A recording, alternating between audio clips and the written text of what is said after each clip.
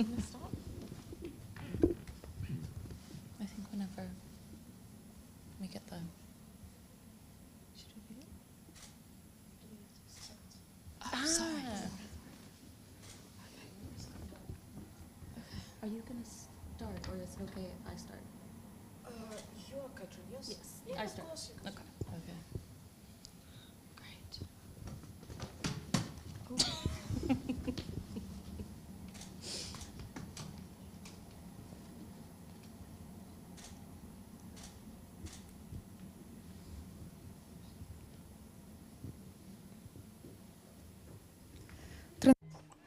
It's March 13. Ukraine Media Center confirms starts its operation. My name is Svetlana Chaparenko. Now we will be talking about the need for consistent aid and support for children in Ukraine, success and challenges encountered by the NGOs that deal with this issue in Ukraine. So let me introduce our guests today. Joining us today are Emily Nell, Project Manager for Children's Resilience, Catherine Leach, Project Manager of the Children's Resilience Project. Also joining us online will be Tetiana Korotchenko, Country Director of Crown Agents Ukraine.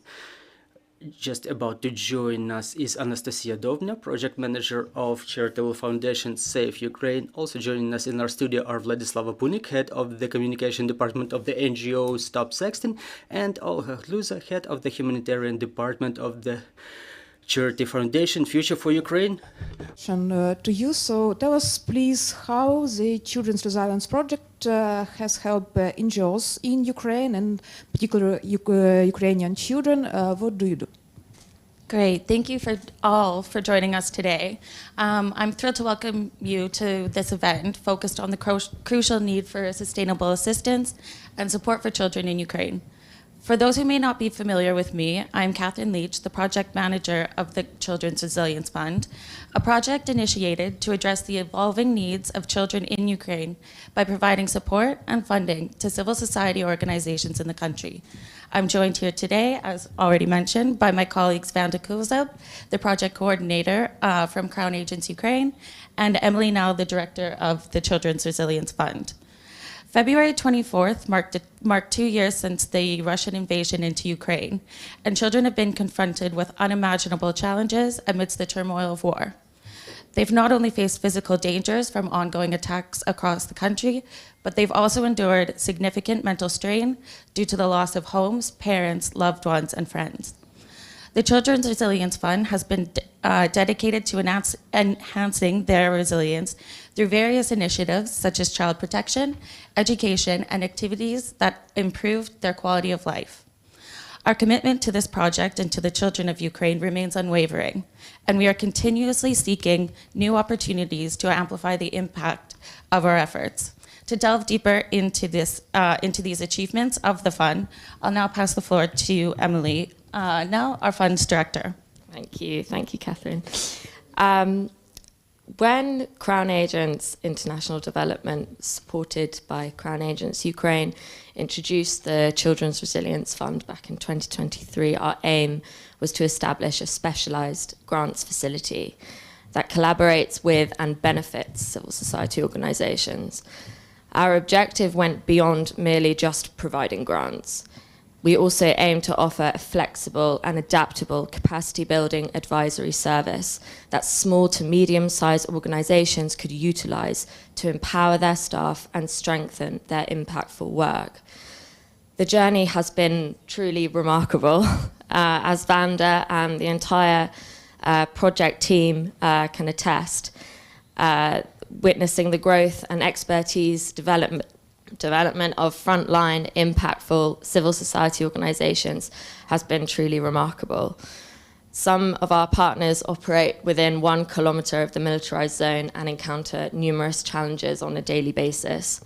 So how did it all begin? With Crown Agents boasting a 200-year history and 30 years of experience in Ukraine, we have a long-standing commitment to this sector.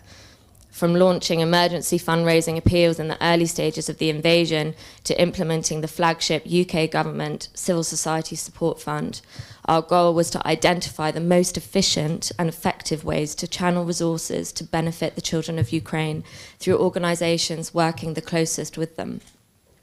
This approach was holistic and inclusive, requiring CSOs to outline their challenges from donors, identify gaps in support, highlight their most successful activities, and suggest ways they could scale up. In addition to the all-Ukrainian technical team, which included Ukrainian child protection, gender and mental health experts who assessed the applications, we engaged directly with the CSOs themselves. We listened to their input and incorporated it into the design of this fund. The outcomes have been significant in enhancing stability and resilience of children and their caregivers.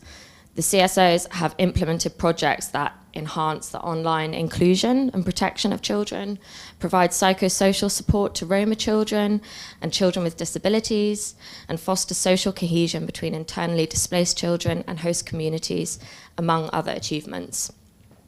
By offering ad hoc technical assistance and back office support, enhancing capacities in budget and financial management, promoting accountability to affected populations, incorporating conflict sensitivity and gender and inclusion considerations, and supporting broader organizational policies and understanding of international donor requirements and pre-qualification standards, we've bolstered the positioning and confidence of these small to medium-sized organizations in applying for future international funds. The fund has not only enhanced the resilience of children, but has also strengthened their peers, parents, caregivers, teachers, community representatives, social workers, and more. The impact has been profound, with 11 project partners tirelessly working across Kharkiv, Mykolaiv, Chernivtsi, Lviv, Kamianets-Podilsky, and Ivano-Frankivsk, reaching over 5,200 children. This is just the beginning, as more support is needed to build upon and expand these partnerships. So I invite you to join me in welcoming 3 of our partners here today. So thanks very much. Thank you both for telling me about your incredible work. Зараз я попрошу нашу технічну команду під'єднати до нас пані Тетяну. Now I would like to ask our technical team to have Ms. Tetiana connected to us. Hello. My name is Tetiana, I'm the head of Crown Agents Ukraine, and I'm in charge of all the works exercised by the company in Ukraine. So first of all, I would like to thank the wonderful team of Crown Angels who were working on this project. You've done a great job, really. And I would like to say something very personal, probably. My grandmother, she was a teacher, and she was always saying that the only thing that will be left after you with your children will be the memories. And as I see those projects supported by Crown Agents within Children's Resilience Framework, I'm humbled by the fact that we're creating those happy memories for the children during these challenging times. So I hope those 11 organizations that received support from us will be able to at least somehow retain some pleasurable memories with the children they work with. So Crown Agents, as Emily said, work in Ukraine for more than 30 years now, and all those projects, they are of incredible size in terms of funding, both in construction and in procurement, but we have a sentiment to the projects that are funded by our partners, something related to our soul, and our soul is related to our Ukrainian children. That's always like that. So I'm happy to see some of our grantees in the studio who will be able to tell about their work and how it may influence our children. So I will be staying in line, and if you have any questions to me, it will be my pleasure to answer them. Thank you, Ms. Tetiana. Thank you, Ms. Anastasiia. And now, can you please tell us about your work, the work of your organization? What are the problems your organization and other civil organizations are facing in Ukraine? The microphone, please.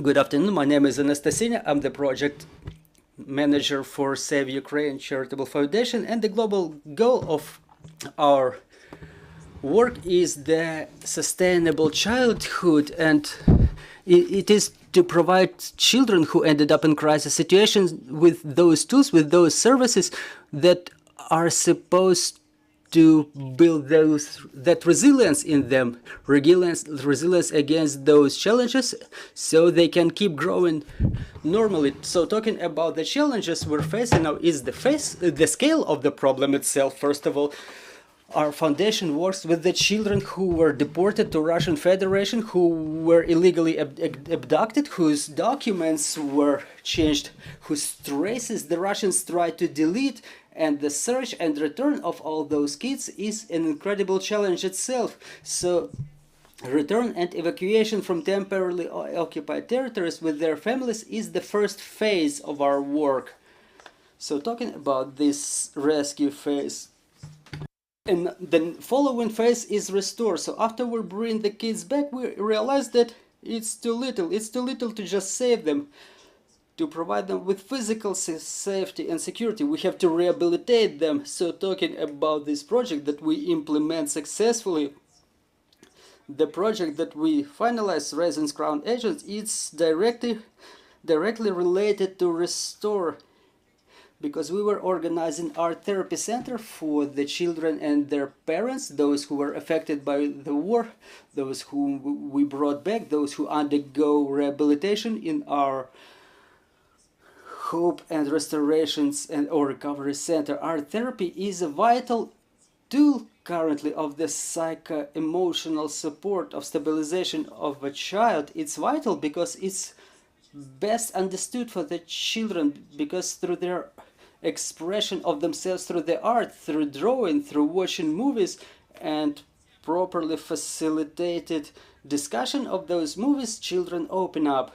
Children can explain what they were feeling. They are able to find proper words, and we were realizing that within that project we won't be able, within 3 months that the child stays at our center, we wouldn't be able to completely help them to recover after the trauma. We wouldn't be able to completely cure them, because that's impossible, like within their whole life, let alone 3 months. But our team was clearly setting the task for themselves to provide that safe space facilitated by the trauma therapists, by art therapists, so that the kids at least could rethink that experience, so that the parents who create the environment for the kids, so that they can talk this experience through and rethink it too, and within those 3 months to provide them at least with some tools for self-regulation, self-adjustment of the whole family of the child, so that as soon as they walk out of the center, they could continue helping them themselves. And the third phase is rebuild. The way we interpret it for ourselves is integration or reintegration of the children and families. So this phase includes our module buildings, where children can live with their families if after 3 months of staying in the center, after their 3 months of recovery, they're still not ready to continue their lives independently of the foundation. Or there is yet another series of services for IDP kids, for children with disabilities and other vulnerable categories of population all across Ukraine, to support them, to help them to develop this resilience no matter what other challenges they're facing, to continue learning, continue developing regardless of the war, COVID, or any other challenges we are about to face. So within those 6 months, I think every story, I think more than 1,000 families, more than 1,000 beneficiary kids who were involved in this project, teachers, psychologists, therapists, social teachers, pedagogists. Well, we had a lot of success stories. However, the one I can recall now is a present story. This family is currently living in our center. They attend our therapy classes. It's the Hudali family, a father and a son. A father and a mother with 3 kids who lived in Liman, in the city of Liman in the Donetsk region. And in May 2022, there were intense shellings. They had no water supply, they had no electricity supply, and they were hiding in the basement of their neighbor's house because their house was completely destroyed already. So one day, as they walked out to the courtyard to cook a lunch for themselves, there was another shelling, and a mother with an elder son and a middle daughter. They saved themselves, but unfortunately their younger brother Volodymyr will be 11 forever, so now they continue living in our center, getting rehabilitation, getting all the psychological assistance they need. And after communication with our psychologist, I have recently heard from Nastya, who is 15, and Lena, who is 17. They have just started opening up, so we can say that children eventually, finally, they start drawing, they finally start responding, the therapist, as they discuss something. So even when if it's not a small kid who has a lot of subconscious, but when it's like a teenager who consciously starts opening up to the adult, who start realizing that yes, I do have a problem. I experienced a loss of home, a loss of my younger brother. I've experienced the trauma of war. So it's a huge success. This is what we work for within our foundation, within our cooperation with Crown agents. So I don't know, if maybe my address was a little bit chaotic, but I would like to summarize that this is the activity which is extremely important, because building the resilience in children, building this resilient childhood, we make an invaluable contribution to the future of Ukraine, the future that we want to see, because we will either have very traumatized children or children who were experiencing a longer period of occupation, children who were deported, who would stay outside Ukraine, or otherwise we will help them to recover. Thank you, Ms. Anastasiia, for this project that you've told us about. Ms. Anastasiia, we would like to discuss also a very important program, Stop Sexting, and the aim of it is to train the parents how to teach their kids how to act online.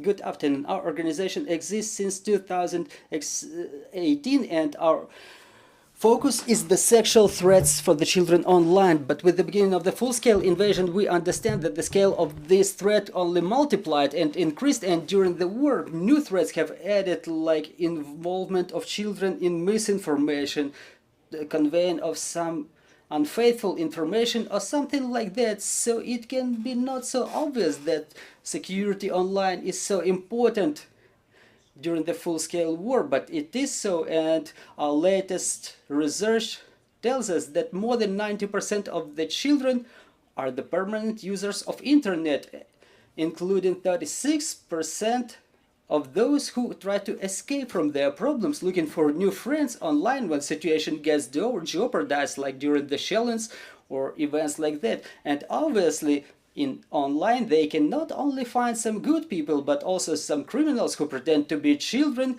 who then can extort some pictures from them or blackmail them in some other way. So within our project, we had three main components. They are very successful, so I cannot emphasize one of them, but I will share about every one of them a little bit. So first was education and awareness campaign, which included training of trainers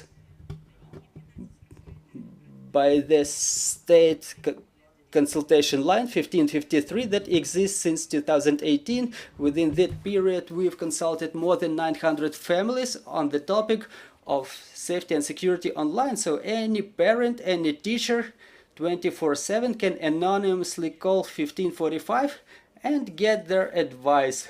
All those advisors, they are supposed to be, on the edge, they like on the cutting edge. They have to be aware of the latest trends, and we train them to use the most recent information in their work. Another component was to create the network of civil organizations dealing with the well-being of children and tell them about the main risks that exist for the children online. Children may not know about some organization like Stop Sexting, that they stumbled upon that risk and they can call us, but they know about Teenagizer, another organization, and when they call them, the specialist of this organization, they're supposed to know that as children call them talking about online risk, they are supposed to know what context they should give those kids, where else could they call, and thus we've trained more than 500 members of civil organizations all around Ukraine. And the biggest ones are Teenagizer, La Strada, the Superhero School, and many other organizations. And the third component of our awareness and education campaign is what we've noticed recently. If recently Stop Sexting was doing educational programs for the teachers, and we were usually holding webinars for the teachers all around Ukraine who were listening to us about the online risks, and then they could visit the website of Stop Sexting and go to the class and have a class there. So starting from the beginning, we've taught more than 900 persons, including children, teachers, and parents. So we were trying to convey the information through the teachers, but with the beginning of the full-scale invasion, we realized that the teachers are real exhausted. It's just been after COVID that the full-scale invasion has begun. They don't really realize whether it's online or offline training day to day. The teachers are exhausted by running in and out of the shelters. And now we have juvenile police coming to us who tell us that we have trainings for children in schools, and we would like to talk more to the children on this topic. So how can we do this? So using their support, we were able to create the full-fledged online course for juvenile policemen that was undergone by 135 police officers, and it's good that this knowledge is staying within the system. It's not leaking anywhere, and the system continues working. The juvenile police officers will continue going to schools having those classes, and the program was extended until April, which compels me that we will have more juvenile police officers. But that was the education component. We also had a media component because this is my field. The main thing I would like to share is the advertising that we've put more than 100 advertisements, city lights, billboards, and metro lights. Quite a bright advertising that you may be able to see in Kiev. By the way, I've still seen it in Kiev on my way to this meeting, where we emphasize where the children, teachers, and parents can call at 1545, and there was information campaign in Facebook and Instagram for parents and teachers, and there were information videos in TikTok for the children. As we know, that's the most popular platform for the children through which we can communicate information to them. We were telling about the main threats that exist online for the kids and where they can call if they stumble upon any such threats. And the last thing I would like to add, that very rarely during this time we witness any support from the donors, not the support of the initiatives, but the civil organization itself. And we appreciate it incredibly that there was aid allocated for psychological support of the teams, for the mental health support of the teams, because that's really necessary during these times so we could continue our activities. And another thing is the supervision, the strategic sessions for the teams, thanks to which we were able to build new strategies, new plans, including all the risks, all the new changes that we're observing every single day. We're really inspired, and we do appreciate all of the support. Thank you very much. Thank you, Ms. Vladislava. Ms. Olga, your organization works with the children who are affected by autism. So what you do in this area? Thank you very much for providing me with opportunity to talk about this, because one of the goals of our activity is to spread the word about the existence of this problem, raising awareness about the existence of these people. We have to emphasize that we have neurodifferent people who also need special attention in our society and who have equal rights as we do. So we work in Future for Ukraine Foundation. We help with prosthetics for the military, for the veterans. We help the women who experience sexual violence, and we also support the children who have the IDP status and who have the autism spectrum disorders. So we work with the children who were displaced during the war, and for the children in the autism spectrum, it's important for them. I mean, any change of the interior detail, if the walls are different color, it all can cause panic. It can all cause regress of the acquired skills, and it may result in suspension of their development for a prolonged period. This is why what we do is rehabilitation work with the children, and with us they are being treated. The speech disorders, the sensory capabilities of their bodies are being improved. Art therapy helps the children to get socially adaptable. In simple words, we teach them how to differ hard from soft or wet from dry. So the autism spectrum disorder is like some children are able to talk, some children will never be able to talk, some can understand their parents and some not, and their expressions, they can only be visible during some close contact. Other children, for example, they are completely unable to express their needs or their emotions, unable to answer the questions.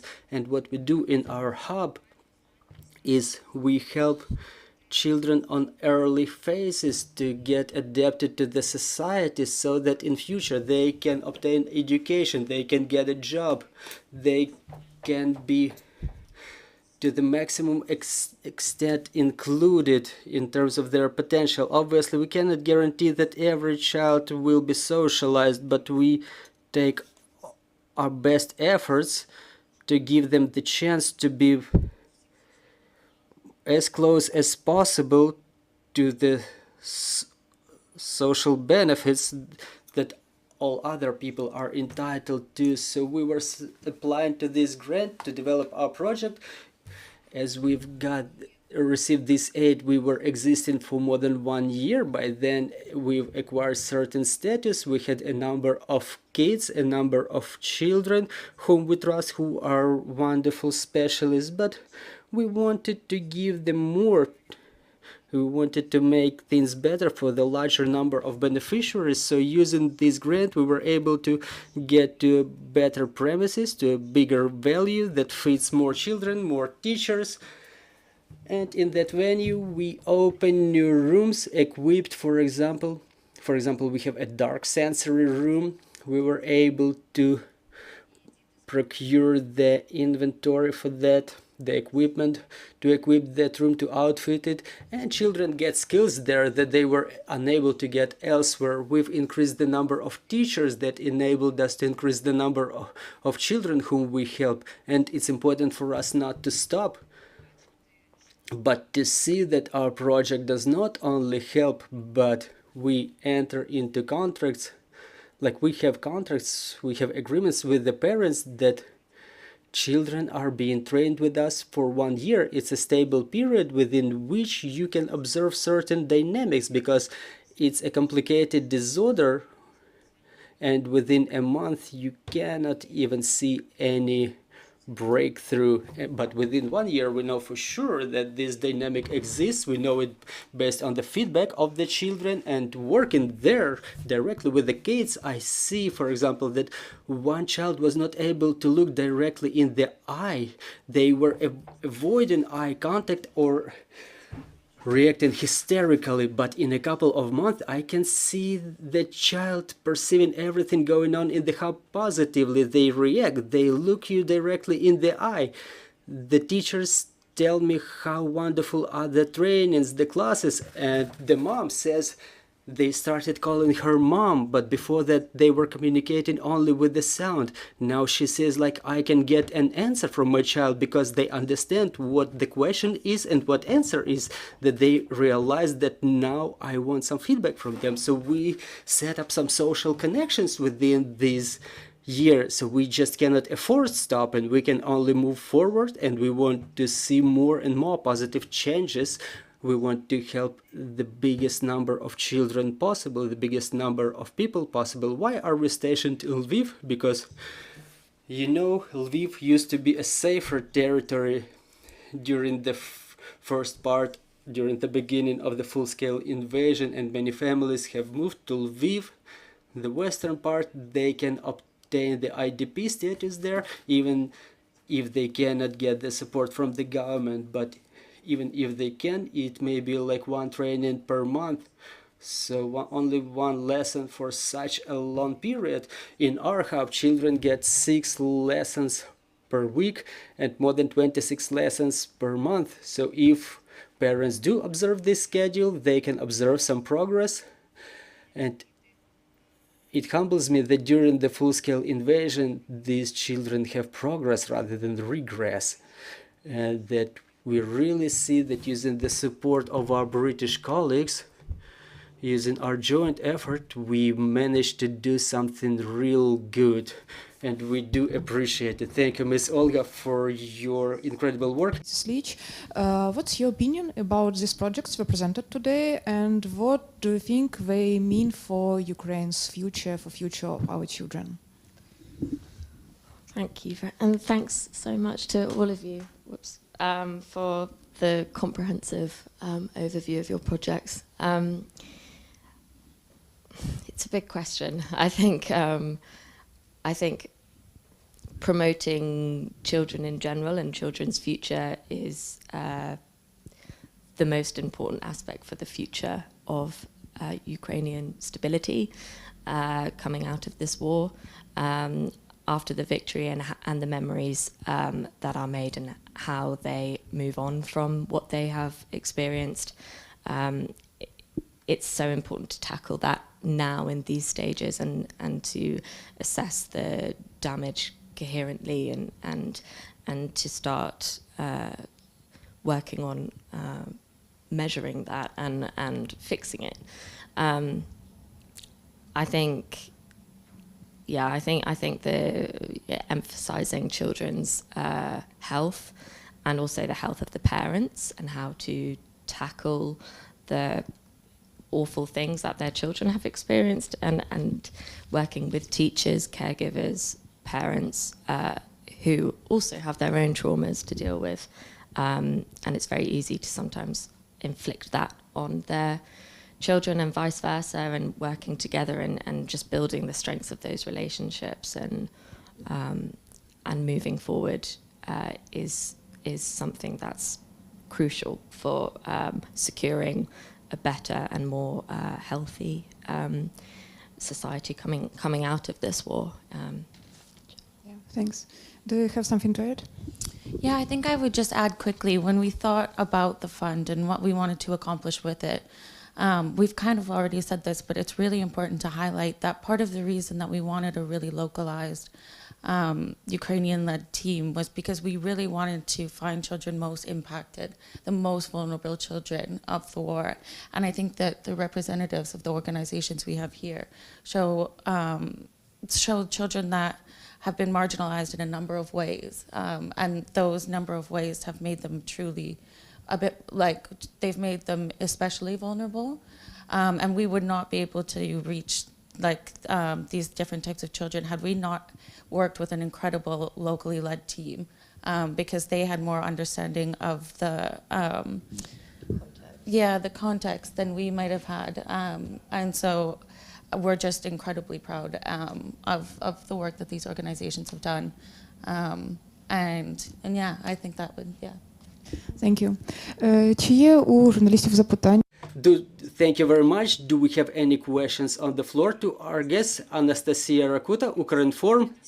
I'm having a question to all the representatives of the NGOs present here today. Can you please tell us whether you plan to implement in coordination with the government organizations any projects related to adaptation and rehabilitation of the kids who were brought from the temporarily occupied territories or from Russia? And if you do, so in which areas are those projects, like education, mental health support, etc.? Thank you. Let me start.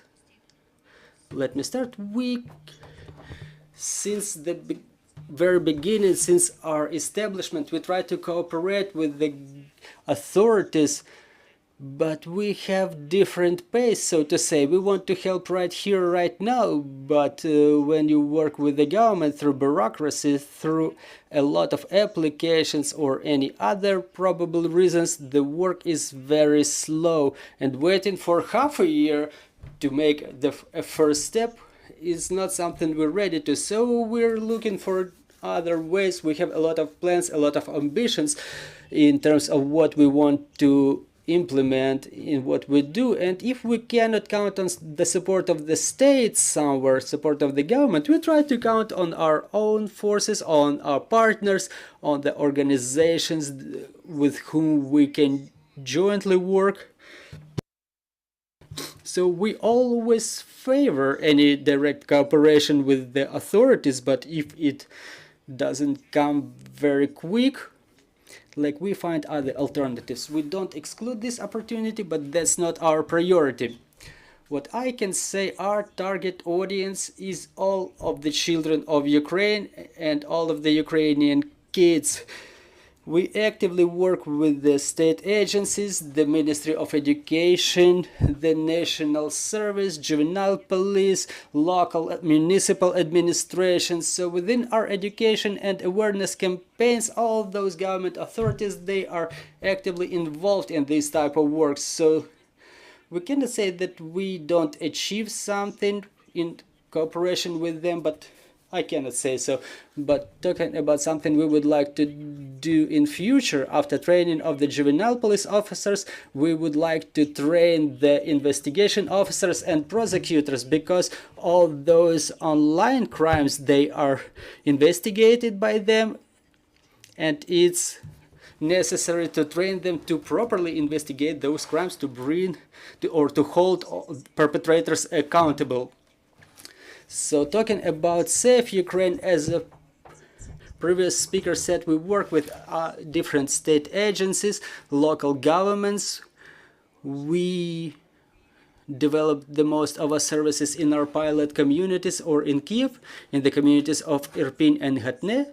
So it's important for us to empower those communities through cooperation with local services, not only to create services, but really to react to the problem, to identify it, and to work with the stakeholders right on spot. This is why we develop such centers as day centers for IDP kids, daily centers for children with disabilities. One of such centers will be opening in Irpin this Friday. We work with the local governments, local services to react to this need in a quality manner and to involve the beneficiary children in the most effective manner possible. But talking about the future, we may say, I think, about our joint approach, our joint model, that every single center, every single project we open or implement, we try to build the sustainable model that can be further on incorporated in the government agencies services. We can hand it over to the government to spread it, to scale it up from Kiev and from communities all over Ukraine to cover all of the children, because there is no doubt the children who were marginalized, those who are vulnerable, they are now all around Ukraine. I would like to thank our speakers for the wonderful job they're doing, for the presentation of the projects they implement. Let me remind you, we're talking about the need for consistent aid and support for children in Ukraine, and Ukraine Media Center Ukrinform will be back on air at 12 o'clock, and we will be talking about the perception of veterans in Ukrainian society. Stay tuned.